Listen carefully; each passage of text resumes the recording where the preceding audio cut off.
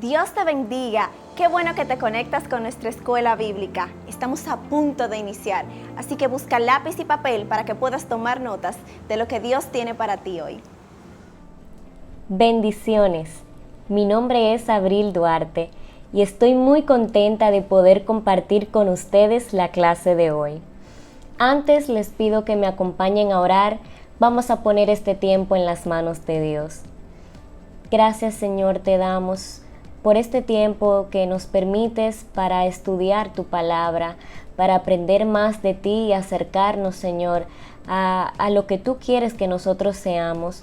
Te pedimos que nos bendigas con estas enseñanzas, que podamos aplicarlas y guardarlas en nuestros corazones. Ayúdanos, Señor, y bendícenos. Te lo pedimos en el nombre de Jesús. Amén. Bueno, esta noche tenemos la oportunidad de estudiar un tema muy interesante que es viviendo por la fe. Y para esto vamos a estar analizando los capítulos 3 y 4 de la carta a los Gálatas. Y esta carta es un despliego de la actividad evangelística, principalmente de la zona central de Asia Menor durante el siglo I a.C. Y los pobladores de Galacia, que es la provincia en la que tiene lugar esta carta, eran generalmente antiguas tribus celtas que emigraban desde el centro de Europa hacia esta provincia. El apóstol Pablo formó algunas pequeñas comunidades cristianas a lo largo de esta provincia, las cuales estaban principalmente conformadas por personas que procedían del paganismo. Esta epístola tiene como propósito fundamental reprochar la frágil fe de los Gálatas y corregir algunas faltas que cometían los miembros de esta iglesia. Y es precisamente en medio de un reproche a la iglesia e incluso al mismo apóstol Pedro que Pablo sienta las bases del estudio de la fe, que es lo que hoy nos ocupa a nosotros. Él explica en el capítulo 2, verso 16, lo siguiente. Dice: sabiendo que el hombre no es justificado por las obras de la ley, sino por la fe de Jesucristo, nosotros también hemos creído en Jesucristo, para ser justificados por la fe de Cristo y no por las obras de la ley. Por cuanto por las obras de la ley nadie será justificado. Entonces, ¿qué es lo que nos quiere dejar dicho el apóstol con esta escritura y con esta declaración? Y es que la justificación, es decir, ese proceso de quitar la culpa de nuestros pecados y hacernos justos delante de Dios, es un don que recibimos del mismo Dios y que lo recibimos por la fe en Cristo y en su sacrificio perfecto. No en nada que como nosotros los humanos podamos hacer. Hermano, tú y yo, por más que queramos, por nuestras propias fuerzas, no podemos alcanzar la justificación ni alcanzar la salvación de nuestros pecados, porque como humanos, dice la misma Biblia que aún queriendo hacer lo bueno, no lo hacemos y le fallamos a Dios y nos envolvemos en esa maldad, en nuestras propias concupiscencias. En los primeros versos del capítulo 3 de Gálatas, Pablo empieza sus argumentos invitando a este grupo de personas a recordar su propia experiencia de conversión y les explica que una obra que comenzó por el Espíritu Santo, que es esa persona que hace grandes maravillas en medio de su pueblo, no puede concluir por esfuerzo humano. Así como hemos recibido nosotros al Espíritu por medio de la fe, el perfeccionamiento en nuestro caminar en Él también ha de ser por fe y no por las obras de la ley. El primer punto que en esta noche vamos a resaltar acerca de esta verdad que hemos aprendido es que los que se basan en la fe son benditos. Esto lo podemos ver en los versículos 6 al 9. Y vamos a leerlo. Dice: así Abraham creyó a Dios y le fue contado por justicia. Sabed, por tanto, que los que son de fe, estos son hijos de Abraham. Y la Escritura, previendo que Dios había de justificar por la fe a los gentiles, dio de antemano la buena nueva a Abraham, diciendo: en ti serán benditas todas las naciones. De modo que los de la fe son bendecidos con el creyente Abraham. Con el ejemplo de Abraham, el apóstol nos ilustra el resultado de una justificación por la fe, pues no fue ni la circuncisión ni las ceremonias de la ley lo que movieron a Dios a bendecir a Abraham, sino que fue la fe que él puso en que Dios cumpliría su promesa, esa promesa que le había hecho de que en él serían benditas todas las naciones.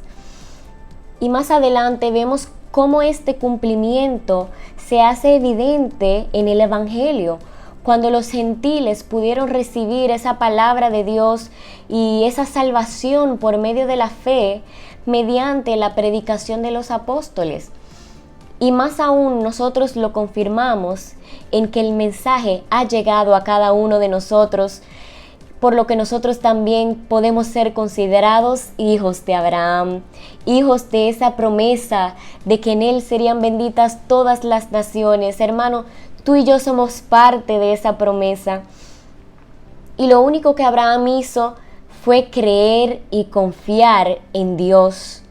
Él fue un hombre de fe y sabía que mientras su enfoque estuviera en las obras y en cumplir todos los estándares de santidad del hombre, él nunca iba a poder alcanzar la bendición de Dios para su vida. Pues como dice Hebreos 11:6, pero sin fe es imposible agradar a Dios, porque es necesario que el que se acerca a Dios crea que le hay y que es galardonador de los que le buscan. En segundo lugar, los que se basan en la ley son malditos. Esto lo vemos en los versos 10 al 14. Dice así la palabra de Dios: porque todos los que dependen de las obras de la ley están bajo maldición. Pues escrito está: maldito todo aquel que no permaneciere en todas las cosas escritas en el libro de la ley para hacerlas. Y que por la ley ninguno se justifica para con Dios. Es evidente porque el justo por la fe vivirá. Y la ley no es de fe, sino que dice: el que hiciere estas cosas vivirá por ellas. Cristo nos redimió de la maldición de la ley, hecho por nosotros maldición, porque está escrito: maldito todo el que es colgado en un madero, para que en Cristo Jesús la bendición de Abraham alcanzase a los gentiles, a fin de que por la fe recibiésemos la promesa del Espíritu. La promesa que Abraham recibió y que Pablo cita en el verso 8 que leímos, también trajo consigo una maldición. Y es que el que busca justificarse por medio de la ley, por cumplir la ley, es maldito, porque no puede cumplir todo lo que en esta dice. Pero esta definición de maldición se basa especialmente en lo que establece Deuteronomio 27:26. Maldito el que no confirmare las palabras de esta ley para hacerlas, y dirá todo el pueblo amén. En Habacuc 2:4 nos habla de vivir por la fe, y Levítico 18:5 nos habla de vivir por la ley. Ustedes pueden leerlo con más detenimiento ahí en sus casas más tarde, pero lo importante es ver cómo la Biblia nos enseña que la ley y la fe son principios opuestos, y el que quiere vivir una vida justa necesariamente tiene que escoger entre el uno o el otro. Y fíjense, no es que nosotros vamos a ignorar la ley, porque Jesús mismo dice que Él no vino para abolir la ley, sino para darle un nuevo espíritu, una nueva interpretación. Es saber que eso no es lo que nos hace justos delante de Dios. De hecho, ese era el problema que tenían los fariseos, que ellos tenían tantas tradiciones humanas, tantas reglas, que ellos mismos no podían cumplir con todo lo que habían establecido. Y ellos se condenaban a sí mismos. Entonces, no se trata de eso, hermanos. El que busca la vida y la justificación por medio de la ley, intenta obligar a Dios a aceptarlo con todas sus faltas. Pero el hombre de fe más bien reconoce su falta de mérito desde un principio, pero confía en que Dios lo aceptará por medio de su misericordia y de su gracia. El legalista se presenta ante Dios como justo y aceptable, pero el creyente se presenta sin mérito, pidiendo que sea Dios quien lo haga justo y aceptable. Es tanto así que Jesús sufrió la condena de esa maldición, como dice el verso 13. Fue colgado en un madero, y esto solo lo hizo por amor. Ese castigo, escucha bien, hermano, ese castigo nos correspondía a ti y a mí, pero Él decidió ponerse en nuestro lugar para que hoy nosotros podamos ser hallados obreros aprobados delante del dueño de la viña. Procuremos pues vivir siempre por la fe en Él. El tercer punto que podemos resaltar de esta enseñanza es la relación de la ley con la fe. Esto está en los versículos 24 al 29. Pero esta parte no la voy a leer, solamente quiero parafrasearla. Lo que dice es que la ley sirvió por mucho tiempo como tutor para enseñarnos lo que es correcto. Pero eso fue solamente hasta que Cristo vino, ya que cuando Cristo vino nosotros pudimos conocer el camino mismo de la fe y pudimos conocer la voluntad de Dios de una manera más cercana, más clara, porque por medio de Él y de su sacrificio pudimos nosotros entrar directamente a la presencia de Dios y ahora somos hechos nuevas criaturas y pasamos a pertenecer a la familia de Dios. La ley es entonces para nosotros solamente una preparación para la fe en Cristo. Así como un tutor cuida y se encarga de disciplinar al niño hasta que éste alcanza un grado de madurez, a partir del cual ya no necesita su guianza, entonces de la misma manera Dios nos ha dejado la ley para mostrarnos y hacernos conscientes de la gravedad del pecado para que no lo cometamos y prepararnos entonces para aceptar la libertad y el perdón que Cristo nos ofrece. Ya no estamos sujetos a una disciplina antigua como en los tiempos del Antiguo Testamento, por ejemplo. Nosotros no debemos sacrificar animales, no debemos esperar a un año específico, una época del año, a que un sacerdote vaya y pida perdón por nuestros pecados, sino que ya nosotros hemos alcanzado la gracia de Dios y es Él el que nos reviste de santidad para que nosotros podamos andar como debemos. Ya no importa la condición en la que te encuentres, ni las distinciones de raza, de clase, de sexo, de nada, hermano. Nada puede impedir que tú recibas la herencia que Dios tiene para ti. Y esto nos lleva a nuestro cuarto y último punto, que es nuestra adopción en Cristo Jesús. Esto está en los versículos 4 al 7 del capítulo 4 de la carta a los Gálatas.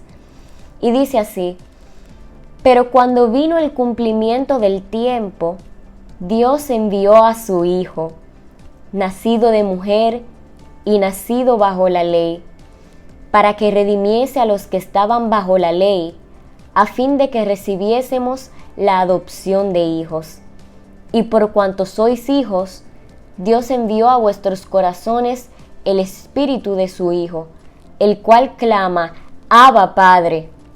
Así que ya no eres esclavo, sino hijo, y si hijo, también heredero de Dios por medio de Cristo. ¡Wow! Yo no sé si tú entiendes eso, hermano. Esta palabra lo que nos dice es que Dios ya había preparado y había determinado un tiempo para tu redención.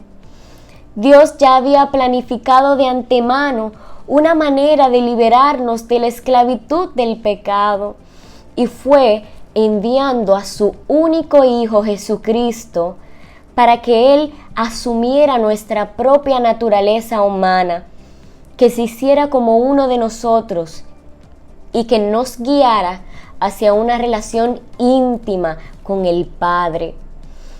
Él es quien nos da la seguridad de que si tenemos fe en Él y recibimos a su Espíritu Santo, Él nos da la capacidad de llamar a Dios nuestro Padre, Abba, Papito.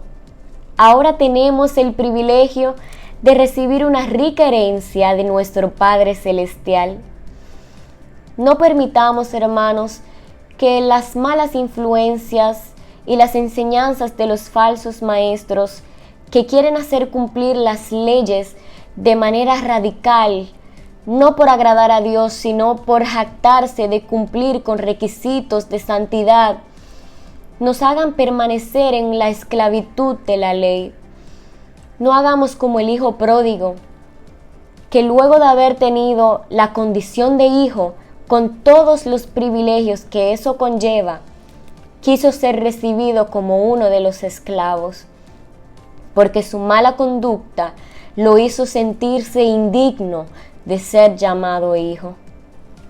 Hoy el Señor nos espera con brazos abiertos y nos anima a disfrutar de esa libertad que solo viene del vivir por la fe.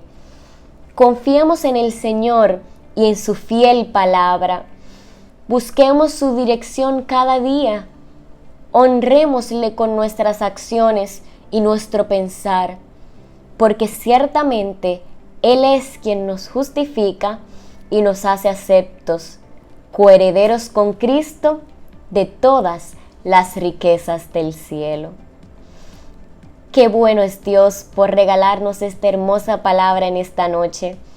Yo te pido, hermano, que ahora me acompañes a orar para que Dios nos ayude a siempre vivir por la fe, a confiar en Él y a sustentarnos en su palabra. Gracias, Señor, te damos por este tiempo. Gracias por la revelación de tu palabra. Gracias, Señor, porque hoy nos has enseñado por medio de esta carta que escribió el apóstol Pablo a los Gálatas, a que aprendamos a vivir por la fe, a entender que solamente por ese sacrificio que tú hiciste en la cruz, nosotros podemos recibir la salvación y la redención de nuestros pecados, y que es ese sacrificio el que nos limpia, el que nos hace santificarnos delante de ti, el que nos acerca, Señor, más a tu presencia, nos hace sentir, Señor, aceptos, que nos hace sentir que te agradamos, Señor, con nuestras vidas y con lo que hacemos. Permite que siempre, con todas nuestras acciones, nuestro hablar, nuestro pensar, Señor, nosotros podamos glorificar tu nombre y honrar esa gracia que hemos recibido de ti. Que podamos siempre, en esta condición de hijos, sentirnos cerca de ti, agradarte, pero sobre todo, Señor, vivir por fe, confiando en tu fiel promesa que siempre cumples y siempre cumplirás. Te damos gracias y te pedimos todo esto en el santo nombre de Jesús. Amén. Que Dios les bendiga. Qué bendición hemos recibido con esta clase, así que comparte con otros para que también puedan ser enriquecidos. Nos vemos en la próxima.